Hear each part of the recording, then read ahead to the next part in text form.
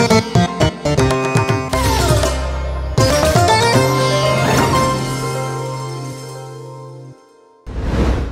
प्रिय माने प्रभु जीशु नाम रे प्रत्येक को अभिनंदन जनाऊछि। प्रार्थना करिवा पई एही उद्यान प्रभु देइछन्दी।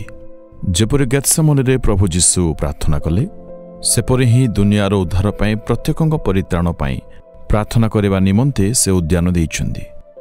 आपण एठारे देखिबाको पारुथिबे समस्त राज्यर विवरण एही बोर्ड रे लेखा होइछि।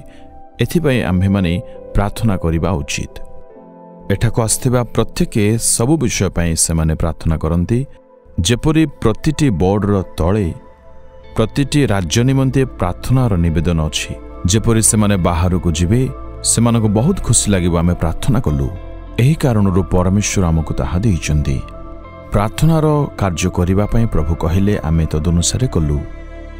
आज ईश्वरक वाक्यर आम्भे माने अध्ययन करिबा। जिहिजिकल 36 अध्याय 25 पद। आम्भे तुम्भ मानक उपरे सूची जल सिंचन करिबा आउ तुम्भे माने प्रत्येक सूची हबो। आज अनेकंकर एही समस्या आमे पवित्र किपरि हेबु। जेतु बारंबार राग आसे लोक माने लड़ाई करंदी। मनरे खराब चिंता आसे व्यभिचार चिंता सब आसे आउ राग क्रोध मिथ्या किपरि आमे माने पवित्र जीवन यापन करिबो अनेकंक चिंता अछि। मो सेवार आरंभ रे बहुत संघर्ष थिला। जौवन समय सेवा पाई आसिली एथिपाई चतुर्पार्श्व रे संघर्ष बढ़िबाको लागिला। एई दुनिया रे एते प्रलोभन एते परीक्षा अछि।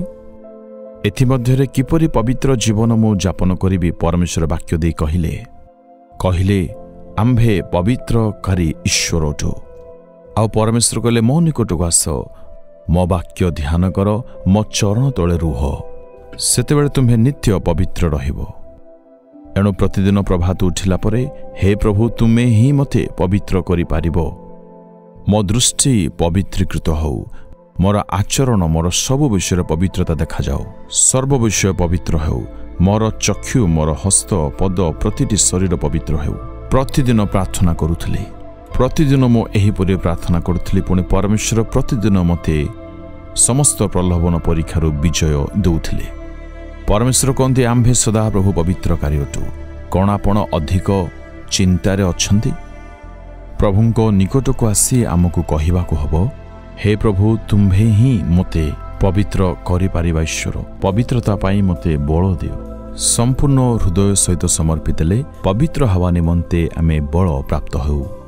हे प्रभु मु निजे निजको तुम हस्तरे संपूर्ण समर्पित देउछि। तुम्भे मते पवित्र कर। तुम्भे मते कढ़ाई नियो पवित्र पत्थरे कढ़ाई नियो आउ ए पापर सर्वदा मते दूरेई रख।